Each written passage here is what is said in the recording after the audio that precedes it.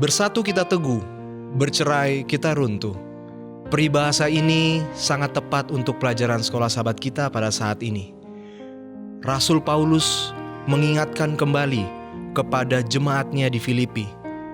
Kesatuan melalui kerendahan hati adalah jalan yang terbaik. Seperti Yesus Kristus yang merendahkan hati, merendahkan diri turun menjadi seperti kita manusia. Tetapi Yesus tidak pernah berdosa dan Dia melakukan apa yang Tuhan perintahkan untuk menjaga kedaulatan Tuhan. Itulah menjadi tugas dan pelajaran bagi kita untuk pelajaran sekolah sahabat ini, merendahkan hati kita untuk bersatu di dalam Tuhan.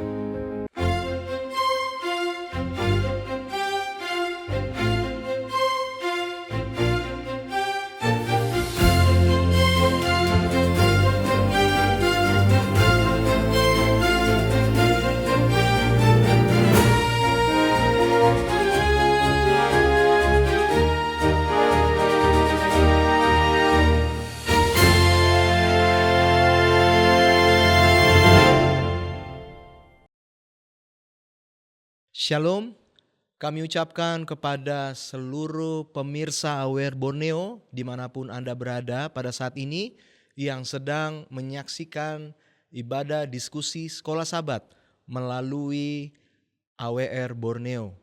Tentunya kita bersyukur dan berterima kasih kepada Tuhan oleh karena berkat kasih kemurahan Tuhan kepada kita hingga sampai saat ini kita boleh pertemukan kembali untuk belajar sekolah sahabat bersama-sama. Dan pada saat ini kita masuk ke dalam pelajaran yang keempat dengan judul Kesatuan Melalui Kerendahan Hati. Dan tentunya saya tidak sendiri di sini karena telah hadir bersama dengan saya hamba Tuhan Pendeta Fortin Sagala. Shalom Pendeta. Shalom Filbert, shalom umat-umat Tuhan semuanya. Puji Tuhan Pendeta, kita boleh kembali bertemu ya. Suatu sukacita yang luar biasa. Masih dalam keadaan yang sehat tentunya. Tuhan berikan berkat kepada kita sehingga kita boleh berdiskusi sekolah sahabat pada saat ini. Dan pada saat ini sebelum kita akan memulaikan diskusi sekolah sahabat kita, mari kita sama-sama tunduk kepala dan kita akan berdoa. Bapa di sorga, terpujilah Engkau ya Tuhan. Pada saat ini kami akan belajar dan berdiskusi tentang firman Tuhan melalui pelajaran sekolah sahabat. Penuhi kami dengan Roh Kudus-Mu Tuhan, sehingga melalui diskusi ini akan membawa penerangan kepada kami dan kepada seluruh umat-umat Tuhan, pemirsa AWR Borneo. Kami boleh lebih mengerti akan maksud Tuhan kepada kami, dan ini boleh menjadi pelajaran dan pengingat bagi kami di dalam kehidupan pelayanan kami. Terima kasih Tuhan, ampuni segala dosa dan kesalahan kami. Di dalam nama Yesus Kristus kami sudah berdoa. Amin. Amin. Baik, saudaraku yang kekasih dalam Tuhan, pada saat ini pelajaran yang akan kita sama-sama belajar di pelajaran yang keempat, kesatuan melalui kerendahan hati. Masih seputaran bagaimana Paulus memberikan nasihat dan surat kepada jemaatnya di Filipi. Karena kalau kita buka di dalam ayat intinya, saya bacakan di dalam Filipi 2 ayat yang kedua. Karena itu, sempurnakanlah sukacitaku dengan ini. Hendaklah kamu sehati sepikir dalam satu kasih, satu jiwa, satu tujuan. Pengantar sekolah sahabat kita memberikan pelajaran yang sangat baik. Dikatakan bahwa persatuan adalah kekuatan. Nasihat Rasul Paulus kepada jemaat di Filipi menjadi dasar yang akan kita pelajari nanti. Bahwa apa yang sedang terjadi sehingga Rasul Paulus memberikan nasihat untuk jemaatnya untuk tetap menjaga persatuan. Sehati dan sepikir. Paulus mendasarkan katanya pentingnya persatuan pada ajaran dan teladan Yesus. Karena kita tahu bahwa asal mula perpecahan di alam semesta itu terjadi oleh karena kesombongan. Dan pada pelajaran Sabat ini, di pembukaan ini, kita akan sama-sama melihat dasar Alkitabiah untuk persatuan di gereja. Dengan fokus utama pada kerendahan hati Yesus yang luar biasa. Ini adalah pengantar pelajaran sekolah Sabat kita, dan kita akan lanjutkan di pelajaran yang selanjutnya. Pendeta, Ya. kita melihat ya bahwa ada dasarnya kenapa Rasul Paulus menuliskan bagaimana jemaat Filipi untuk boleh menjaga persatuan dan kesatuan. Ya. Kira-kira pendeta, apa yang terjadi di jemaat Filipi ini? Ada mungkin kekacauan atau faktor-faktor yang menyebabkan perpecahan di dalam jemaat di Filipi, dan kira-kira pendeta apa langkah atau cara yang dibuat Paulus untuk meredakan kekacauan ini, pendeta? Baik, terima kasih Filbert. Bapak Ibu dan saudara-saudari sekalian, kalau kita melihat pelajaran sekolah Sabat kita, tadi sudah disampaikan Saudara Filbert bahwa kita harus ingat ya, kita berbicara komunitas ya. Ya. Sebuah perkumpulan ya, gereja. Gereja dalam hal ini adalah sebuah perkumpulan. Paulus, kita sudah melihat bagaimana dia menggunakan banyak usaha, upaya, pengorbanan ya, untuk mendirikan gereja-gereja ya, kelompok-kelompok doa ya di berbagai tempat gitu ya. Ada di Kolose, ya, di Filipi, ya, di Efesus dan ya lain sebagainya. Nah, ketika dia mendirikan kelompok-kelompok doa itu, tentu pada awalnya berjalan semua dengan baik, ya kan? Nah, samalah pemirsanya dengan zaman kita saat ini, ketika sebuah komunitas dibentuk pada awalnya itu biasa itu solid gitu ya, itu solid. Tapi ketika dia sudah mulai bertumbuh, mulai berkembang ya, mulai besar, ini sudah mulai ada orang yang merasa, wah, ini harusnya saya di posisi ini nih. Ini karena sudah mulai besar ini ya. Kalau tadi waktu masih awal waktu mulai mengorganisir itu, ayo kita kumpul ya, kita bareng ya, kita sama-sama bentuk ini, kita sama-sama buat ini ya. Solid ya, oke solid. Tapi sering bertambahnya waktu, berjalannya waktu, semakin besar, ini sudah mulai semakin ada gesekan di sana sini. Iya, betul. Pertumbuhan gereja di zaman mula-mula itu, pada zaman Paulus itu juga seperti itu. Awalnya itu sangat bagus, harmonis sekali. Sangat harmonis sekali. Bahkan di beberapa catatan-catatan Alkitab disebutkan bahwa mereka itu sering kumpul bersama-sama, makan bersama, memecah-mecahkan roti bersama-sama.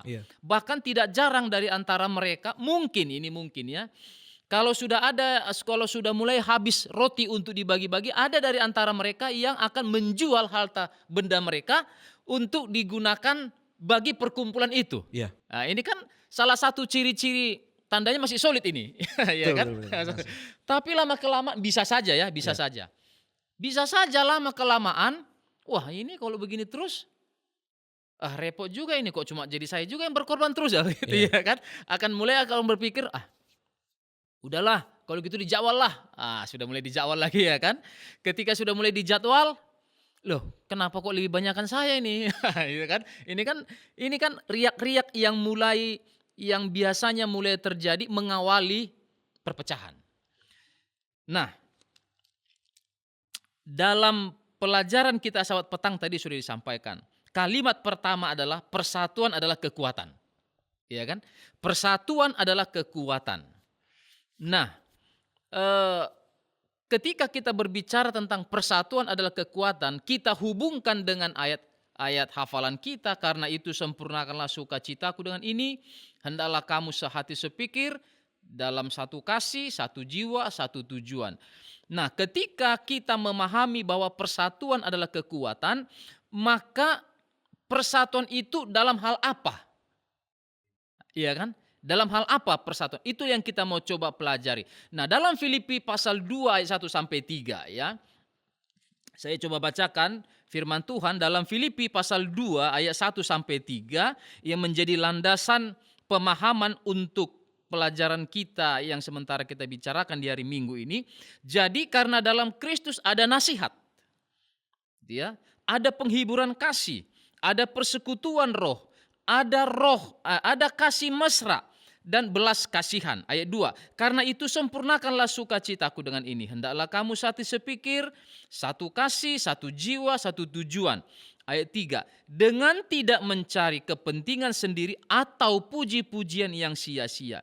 Sebaliknya, hendaklah dengan rendah hati yang seorang menganggap yang lain lebih utama daripada dirinya sendiri.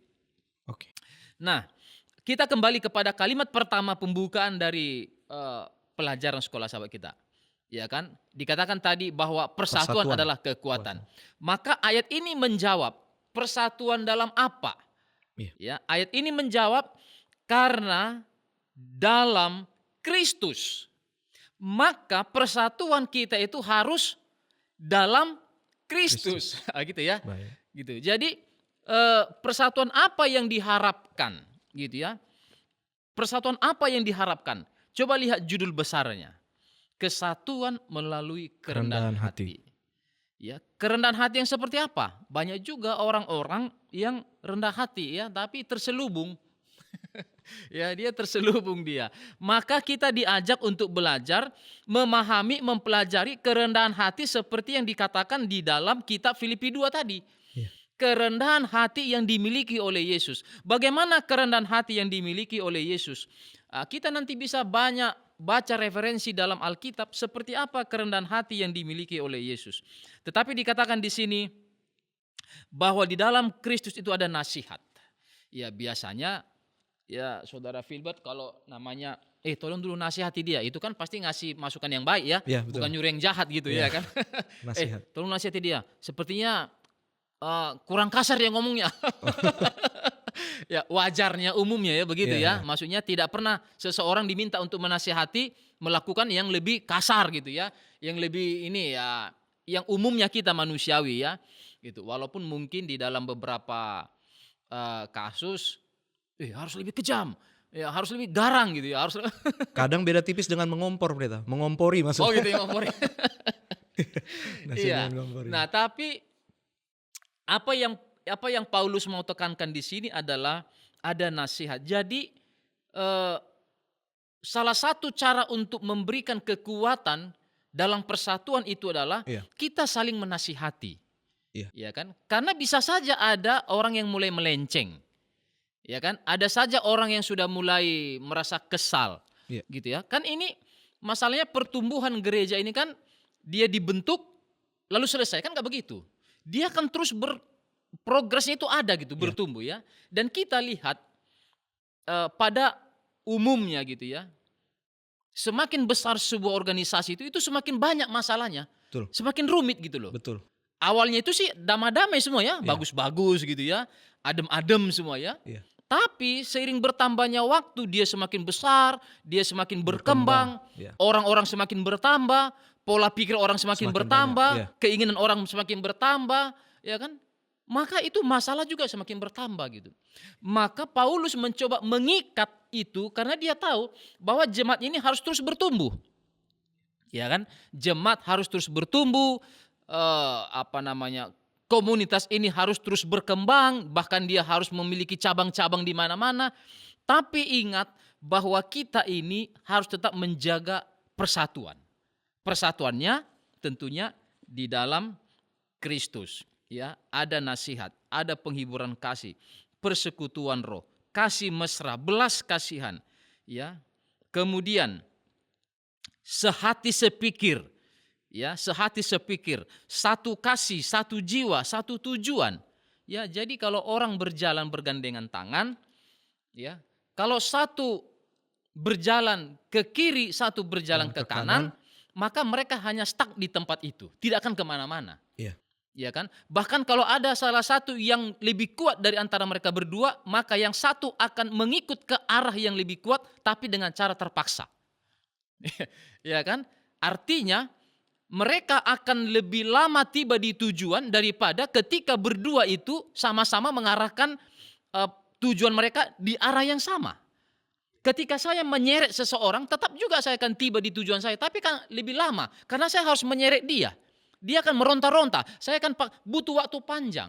Berbeda dengan kalau dia juga, oke kita sama-sama. Nggak perlu kita butuh waktu di situ kan, akan tiba lebih cepat. Jadi persatuan itu dikatakan dalam pelajaran kita ini adalah persatuan yang terdapat di dalam Kristus. Maka persatuan di dalam Kristus itu, ya, kalau ada di sini pertanyaan penerapannya, ya kan, apa yang apa yang tampaknya yang harus apa yang tampaknya menjadi perpecahan dalam gereja. Kalau melihat kita analisa dari Filipi 2 ayat 1 sampai 3 itu kan hal yang positif semua itu ya. Iya. Maka hal negatifnya adalah yang merupakan kemungkinan yang bisa membuat masalah, gitu ya. Maka persaingan itu akan bisa menimbulkan masalah. Kemudian perselisihan, ya kan, akan dapat menimbulkan masalah. Kemudian angkuh, ya, arogan. Itulah kebalikan dari Filipi pasal 2 ayat 1 sampai 3 tadi. Dan itulah yang memungkinkan terjadinya perpecahan di dalam komunitas gereja, termasuk di jemaat Filipi pada saat itu. Itu sebabnya Paulus menasihatkan, memberikan nasihat kepada mereka. Mari, ya, kita bersatu di dalam Tuhan. Bangun persekutuan, ya, tunjukkan kasih. Kemudian berbuat, ya, berbelas kasihan, ya, kemudian sehati sepikir. Nah, itulah yang coba yang dapat kita lihat di dalam pelajaran kita, ya, dalam pelajaran minggu itu, ya, untuk menghindari perpecahan, ya, di jemaat, ya, belajar dari jemaat yang ada di Filipi. Paulus menasihatkan agar kita menunjukkan perhatian, kepedulian, ya, tidak mencari kepentingan dirinya sendiri, tetapi menempatkan kepentingan orang lain di atas kepentingan kita. Hanya dengan demikian maka persatuan di dalam jemaat itu akan dapat terjadi. Nanti kita akan lihat di pelajaran selanjutnya. Memang tidak mudah, Iya, ya kan? kadang kita berbicara pendeta ya, Betul, itu tapi memang ketika tidak praktek di mudah. lapangannya, Dan Paulus juga mengakui itu. betul, Itu betul, memang ya, tidak mudah. ya, Tapi bukan hal yang mustahil betul. untuk dilakukan. Kira-kira begitu, Bet. Baik, terima kasih pendeta. Jadi pelajaran yang sangat penting kita dapat ketika jemaat itu fokus kepada Kristus tadi ya, penghiburan dalam Kristus, kasih, persekutuan dalam roh, kemurahan hati, sehati sepikir. Maka itu adalah menjadi langkah-langkah yang disampaikan oleh Paulus menjadi pelajaran untuk jemaat, khususnya di Filipi. Iya. Ya, saya pikir itu adalah menjadi langkah-langkah praktis yang Paulus anjurkan untuk mencapai persatuan di gereja, Betul. pendeta ya. Iya. Karena yang saya selalu menjadi pertanyaan pendeta, kalau Paulus harus menuliskan surat sampai ke jemaat itu, berarti apakah memang di jemaat itu tidak ada yang punya kapasitas atau contoh seperti saat ini pendeta ya, kalau kita mau aplikasikan dengan kehidupan kita di aplikasi dalam kehidupan gereja sekarang, ketika kita mau menasihati orang, emang lu siapa gitu. Kadang-kadang seperti itu pendeta ya. Oke. Ada yang terjadi tuh, emang kamu siapa gitu, kenapa? Akhirnya karena kesombongan tadi yang pendeta sampaikan. Nah itu kira-kira bisa terjadi di jemaat bahkan di saat ini pendeta ya, karena melihat siapa gitu, karena melihat ini siapa kira-kira pendeta ya. Oke. Jadi begini,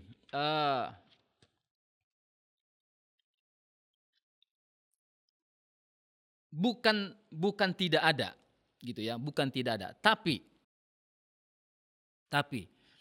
kecenderungan kita ini selalu melihat figur ya. Gitu. Siapa yang ngomong Ya, gitu loh, ya betul. kan. Padahal yang diomongin orang itu sama dengan yang kita omongin gitu loh. Isinya sama. Nah, isinya sama gitu ya kan. Tapi karena casingnya berbeda, Betul. Jadi orang bilang, wah, kalau nggak dia yang ngomong itu nggak sah gitu ya kan. Kalau nggak dia nggak sah. Nah, saya pikir hal-hal seperti itu juga pada masa-masa Paulus ini itu juga terjadi, ya. Tapi saya pikir tidak berlebihan karena memang Paulus ini juga adalah satu sosok figur yang memang dia tegas orangnya ya, Iya, dia tegas, tapi di saat yang sama dia juga adalah orang yang sangat peduli, ya.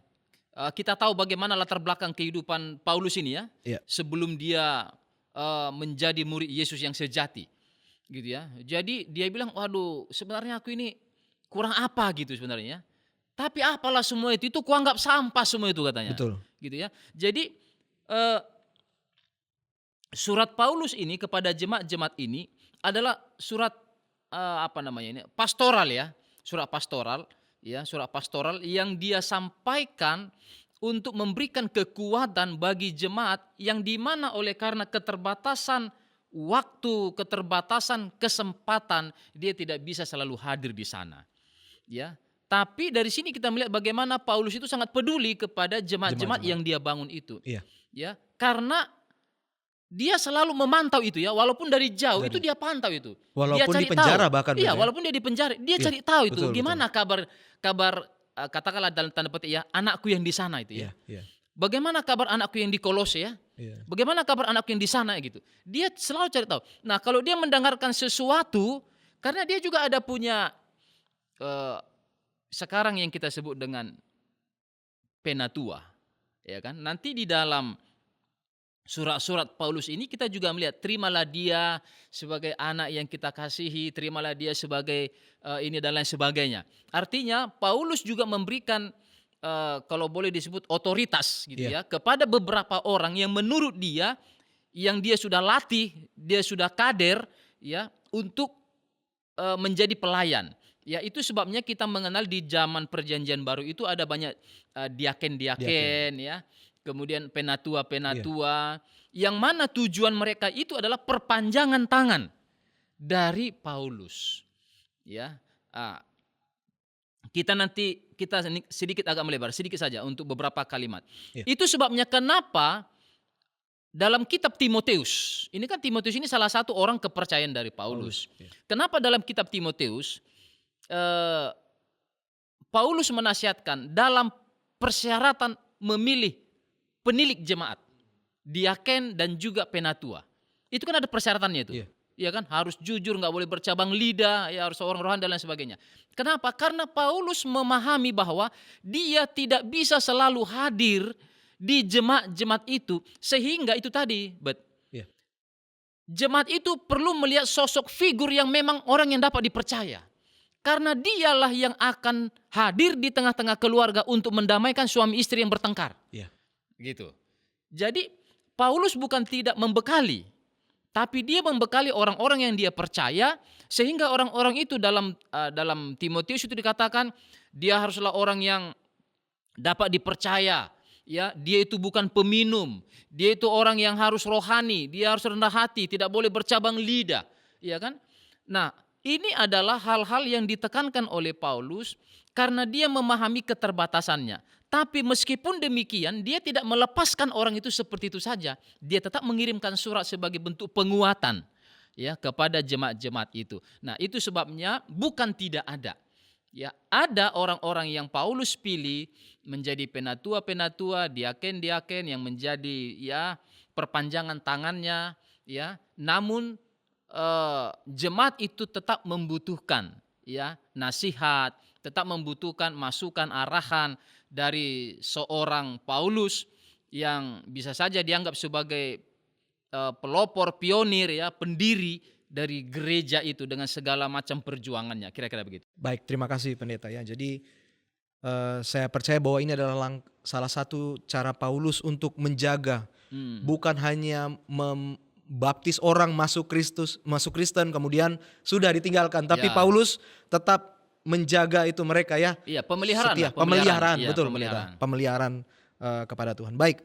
Nah, pendeta tadi pendeta menyinggung masalah tentang teladan ya, bagaimana Yesus Kristus. Di pelajaran sekolah sahabat kita ini ada implan pikiran atau bedah pikiran. Nah, ini sebuah pertanyaan ini pendeta. Maka saya bisa lengkapkan pertanyaan ini, apa beda implan pikiran atau bedah pikiran? Atau pendeta mungkin boleh menyelaraskan ya Oke. pertanyaan ini. Karena di pelajaran ini bilang Apa artinya memiliki pikiran Kristus? Silakan. Baik, makasih. Jadi begini, eh, pada prinsipnya manusia diciptakan oleh Tuhan itu dengan karya yang sangat luar biasa. Ya, salah satu karya terbesar dalam penciptaan Allah itu adalah ketika Dia menciptakan manusia, gitu ya. Manusia adalah karya terbesar Dia, gitu ya. Dengan segala tetek bengek yang ada dalam diri kita sebagai seorang manusia. Sayangnya banyak kita yang tidak memahami dan kurang menghargai hasil karya Allah itu, yaitu diri saya sendiri, gitu, ya kan? Banyak hal yang dunia ini sampai sekarang belum bisa lakukan seperti yang Allah lakukan, khususnya dalam diri saya. Ya, contoh, tidak ada sistem komputerisasi secanggih otak kita. Iya. Gitu ya, dengan segala sistem saraf ya yang ada, walaupun sekarang ini ada chip katanya ya, dia cuma kecil sekali tapi bisa mengatur banyak sekali, Iya. tapi itu belum sebanding dengan otak kita yang diciptakan oleh Allah ini, gitu ya. Nah, salah satu hal, semua penting ya, organ tubuh kita ini semua penting, tapi salah satu hal yang sangat vital ya, jika rusak itu adalah pikiran kita. Ya, saya bukan bilang kalau ada jari kita atau mata kita rusak enggak perlu, itu juga penting juga itu ya. Tapi kalau orang contohnya matanya sakit satu, ya maksudnya masih ada satu Masih yang bisa lain satu, ya, iya. gitu ya. Gitu. Kalau satu tangannya itu masih ada yang lain. Tapi kalau otaknya, pikirannya yang sudah mulai rusak, ini agak sulit juga. Saya pikir, saya nggak tahu ya, apakah di dunia kedokteran salah satu hal yang paling sulit juga di tangan itu adalah bagian saraf otak Saraf ini. otak. Karena halus-halusnya itu ya. Iya. Nah, jadi yang menariknya adalah Tuhan membangun hubungan dengan kita manusia ini adalah melalui pikiran. Iya. Nah, itu ya, melalui pikiran. Kenapa? Karena pikiran kita inilah yang menjadi pusat pemerintahan organ tubuh kita ini semua. Kan gitu ya. Iya. Jadi ketika tangan kita kena panas, itu sebenarnya karena otak yang memerintahkan, kena panas itu, gitu ya, langsung refleks gitu kan. Kebayang nggak cepatnya perintah itu maksud saya. Padahal jari-jari di sini, otak saya di sini gitu loh. Itu 1 meter lebih itu, ya kan? Betul. Tapi kebayang nggak cepatnya proses itu. Nah, Tuhan menggunakan pikiran kita menjadi sarana untuk penghubung kita dengan Dia. Itu sebabnya dikatakan, kasihilah Tuhan Allahmu, ya kan? Iya. Dengan segenap hati, jiwa, pikiran, dengan segala kekuatanmu. Ya kan? Yang pertama itulah dengan segenap hatimu katanya, pikiranmu. Nah, yang menjadi menarik saat ini adalah banyak sekali orang-orang yang membuat pikiran tambahan. Iya. Pikiran tambahan dalam arti ini, dalam konteks pelajaran sekolah sahabat kita ini implan ya. Implan itu kan sesuatu Ditambahkan. yang ditambahkan gitu ya. Sehingga ketika itu ditambahkan, dia bisa mengendalikan. Iya. Jadi ketika dia ditambahkan, itu dia berfungsi untuk mengendalikan sesuatu gitu. Nah, di kecanggihan teknologi sekarang ini, banyak sekali ya, sudah banyak terjadi gitu ya. Orang untuk orang untuk membuang stres, membuang kesedihan dan lain sebagainya itu ditanamkan implan pikiran sesuatu ke dalam pikiran seseorang, sehingga pikirannya yang tadi itu secara original itu, ketika ditambahkan implan itu, maka implan itu akan membantu dia merubah pola pandangnya. Yang tadi dia merasa sedih, tidak sedih lagi. Yang dia tadinya merasa marah, enggak marah lagi. Jadi sekarang ini manusia mulai mencoba mempelajari bagaimana caranya untuk mengendalikan pikiran manusia. Iya. Ini yang dikhawatirkan oleh Paulus. Kenapa? Karena untuk menjaga persatuan kita harus memiliki pikiran seperti Kristus. Iya. Ketika Allah menciptakan kita sebagai manusia, awalnya pikiran kita itu adalah ya semua mengarah kepada Yesus. Gitu ya kan? Tetapi seiring berjalannya waktu, apalagi ketika manusia jatuh ke dalam dosa, pikiran kita kecenderungannya ini sudah mulai kepada hal-hal duniawi. Nah, ini yang dikhawatirkan oleh Paulus, itu sebabnya dia mengatakan, biarlah kita menyatukan hati dan pikiran kita di dalam Kristus. Kenapa? Karena sudah banyak sekali di zaman kita ini hal-hal yang secara tidak langsung sekarang ini bukan hanya dalam bentuk alat ya Filbar ya, Ya. yang bisa mengubah pikiran kita. Saya pernah dihubungi salah seorang pendeta senior yang sudah pensiun dia sekarang, masih kerabat dengan saya. Ketika dia tahu saya melayani di Kalimantan dan saya menjadi seorang pendeta, dia bilang begini, "Fortin, supaya kamu bisa menjadi benar-benar seorang pendeta yang terpanggil, kamu harus isi dong pikiranmu itu dengan hal-hal rohani." Saya bilang, "Iya, kan memang harus Ya, memang begitu." begitu, sudah Ya, harus seharusnya. begitu. Lalu dia jelaskan begini, "Maksud saya adalah kalau kamu di rumah, contoh kan tidak selalu kita sibuk ya, ada saja waktu kita rileks gitu ya, santailah. Jangan kau dengarkan lagi lagu-lagu dunia. Kalau kamu contohnya pergi mengendarai kendaraan, kalau kamu punya mobil contohnya, ya hindarkanlah memutar lagu-lagu dunia. Karena itu adalah makanan bagi jiwamu. Iya. Kalau kau seorang pendeta, tujuanmu pergi melawat, dalam perjalanan menuju perlawatan itu, yang kamu dengar lagu di mobilmu itu adalah lagu-lagu duniawi, apa yang mau kamu persiapkan ketika kamu bertemu dengan anggotamu? Iya. Gitu. Tadinya saya tidak sampai berpikir begitu ya. Maksud saya ya wajar dong, saya pendeta Ya. kan saya harus membekali diri dengan hal rohani, Betul. baca Alkitab, ibadah, Iya. bernyanyi dan lain sebagainya. Tapi dia lebih spesifik kepada hal-hal yang setiap hari Betul. kita lakukan. Kehidupan sehari-hari. Iya kan? Itu terlihat sederhana, 14 dia bilang. Tapi coba kamu bayangkan, kalau setiap hari kamu menjejali pikiranmu, memasukkan ke dalam pikiranmu hal-hal duniawi. Ya. Kamu bermain game katanya. Kamu dengarkan lagu-lagu duniawi. Kamu dengarkan diskusi-diskusi duniawi. Ya kan? Itu akan mempengaruhi pikiranmu. Cepat atau lambat, meskipun kamu mengimbangi dengan membaca Alkitab, tapi sudah berbeda kecepatannya daripada kamu sehari-hari membaca Alkitab dengan sehari-hari membaca Alkitab plus hal-hal duniawi. Nah, saya hubungkan dengan pelajaran kita ini, implan pikiran. Terkadang implan itu tidak dalam bentuk benda lagi, itu maksud saya. Tapi melalui hal yang kita masukkan melalui mata kita. Iya. Itu tersimpan di pikiran, itu masalahnya. Iya kan? Nah, sedangkan apa yang ditawarkan oleh dunia ini kepada kita? Yang ditawarkan dunia ini kepada kita adalah kesenangan. Yang ditawarkan dunia ini kepada kita adalah, ya udah, yang penting kau dulu dapat gitu loh. Dan itu semua bertentangan dengan pikiran Kristus. Dalam membangun sebuah komunitas jemaat, kita tidak boleh hanya berpikir tentang, ya udah yang penting aku dapat. Oh, udah yang penting aku sudah tahu gitu. Tidak ada kepedulian kepada orang lain.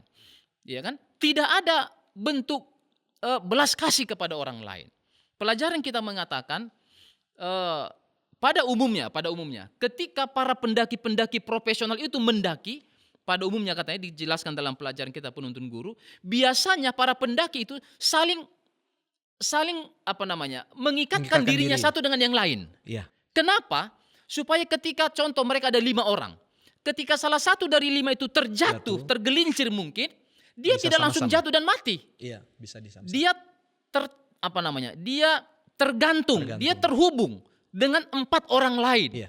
Yang sehingga dia bisa tertahan walaupun terjatuh, maka dia akan segera dibangkitkan.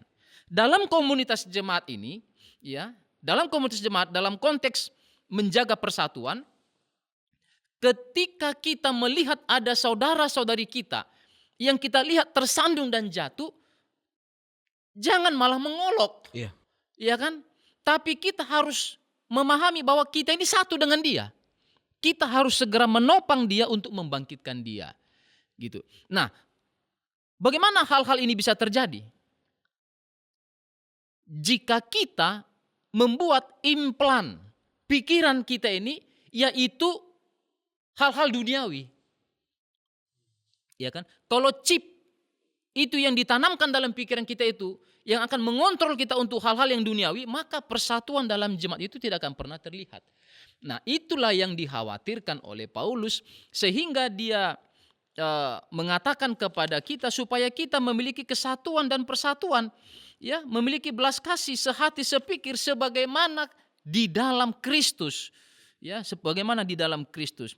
Nah, itulah yang dimunculkan oleh penulis pelajaran sekolah sahabat kita pada saat ini, ya. Jangan sampai implan pikiran itu ada dalam diri kita, yang mana implan itu yang malah akan mempengaruhi pikiran yang asli yang ada dalam pikiran kita, sehingga mengalihkan pandangan kita, mengalihkan pemahaman kita sehubungan dengan persatuan di dalam jemaat. Ya. Nah, maka apa yang harus kita lakukan? Isilah, berikanlah jiwa kita, pikiran kita dengan makanan-makanan yang rohani, ya kan? Yang dari Kristus. Kenapa? Pelajaran kita mengatakan bagaimana kita dapat memahami kehendak Allah itu hanya dapat dilakukan ketika Roh Allah ada pada kita. Bagaimana agar kita bisa memiliki satu pikiran dengan Allah?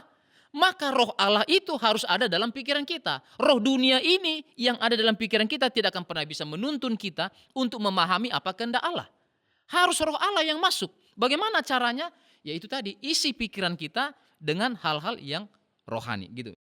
Baik, terima kasih pendeta. Jadi saya pikir sangat jelas sekali pendeta ya, mengisi, menambahkan, memberikan makanan jiwa kita ini selalu hal-hal yang tentunya sehubungan dengan Yesus Kristus atau rohani ya, Ya. hal-hal rohani ya, supaya kita boleh tetap selalu mengingat hal-hal yang di atas atau keselamatan kita. Baik, pendeta, saya pikir pelajaran ini sangat menarik. Tapi karena keterbatasan waktu kita pendeta ya, saya pikir ini adalah menjadi penutup atau pelajaran yang terakhir di diskusi kita. Jadi dikatakan bahwa rahasia kalahan tadi. Tadi pendeta mengatakan bahwa pikiran Kristus menambahkan menambahkan ke dalam jiwa kita, ke dalam pikiran kita tentang Kristus. Nah, apa sih yang dilakukan oleh Yesus Kristus yang menjadi pelajaran bagi kita untuk jemaat Tuhan? Yang saya pikir itulah menjadi rahasia kalahan di pelajaran kita, di pelajaran sekolah sahabat kita. Baik, terima kasih ya. Pada prinsipnya kita tidak pernah bisa memahami Allah itu secara sepenuhnya, gitu ya. Meskipun Dia mengizinkan kita memahami bagian-bagian dari kehidupannya, pelayanannya ya, tidak secara keseluruhan, gitu.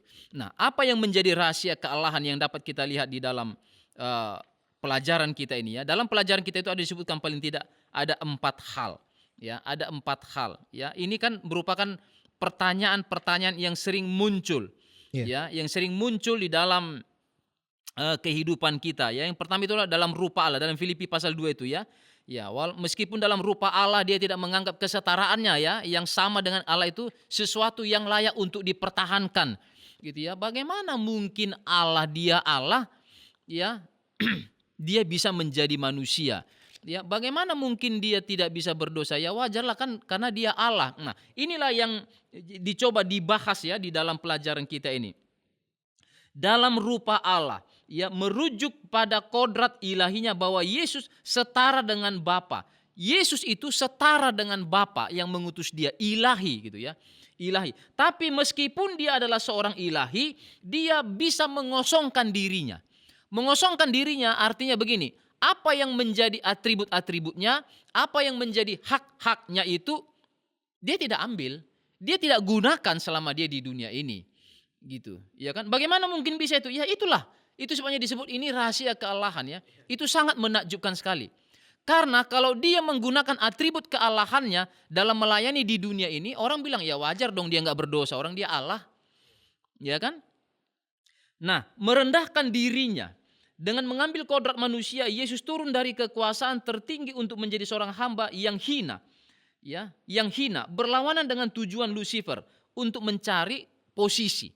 Tapi Yesus merendahkan dirinya serendah-rendahnya. Serendah apa? Lihat poin keempat. Bahkan dia sampai mati dengan cara kematian manusia yang tidak wajar. ya kan? Karena proses mati dia itu juga adalah mati yang paling hina pada saat itu, gitu. Nah, eee, apakah dia melakukan ini sebagai memiliki unsur keilahian atau murni manusia? Murni manusia, bagaimana mungkin bisa? Itu rahasia ilahi gitu. Tapi dia melakukannya. Dia melakukan. Artinya apa yang dapat kita pelajari dari pelajaran ini adalah kita sanggup dengan pertolongan Tuhan. Itu sebabnya ketika kita datang meminta bantuan kepada Tuhan Yesus Kristus, ya, Dia yang telah melewati masa-masa itu, Dia yang pernah mengalami peristiwa itu, Dia yang pernah mengalami peristiwa yang seperti kita alami, Dia yang pernah mengalami sulitnya masalah seperti yang kita alami, Dia sanggup membantu dan menolong kita untuk melewatinya. Karena Dia sudah melewati itu semua. Gitu ya. Jadi kita diajak untuk kita boleh meskipun kita tidak pernah mengetahui secara seluruhnya tentang Allah, tapi Dia memberikan sebuah kepastian kepada kita bahwa ketika kita datang kepada Tuhan, meminta pertolongan, khususnya di dalam meminta agar kita satu dengan Dia, satu pikiran dalam Kristus, Dia dapat memenuhi itu dalam diri kita. Ya, dan jangan ada yang sombong dalam kehidupan kita ini. Dalam 1 Korintus 8 ayat 2, kalimat pertama itu menarik sekali ini. Dikatakan demikian, jika ada seorang menyangka bahwa ia mempunyai sesuatu pengetahuan, maka ia belum juga mencapai pengetahuan sebagaimana yang harus dicapainya. Tidak ada manusia yang maha tahu. Iya kan? Itu sebabnya istilah kita di atas langit masih ada langit. Ya. Jadi hanya Allah yang sanggup. Karena Dialah maha tahu, Dia yang maha kuasa. Kita manusia ini tidak ada apa-apanya. Tidak ada yang perlu disombongkan.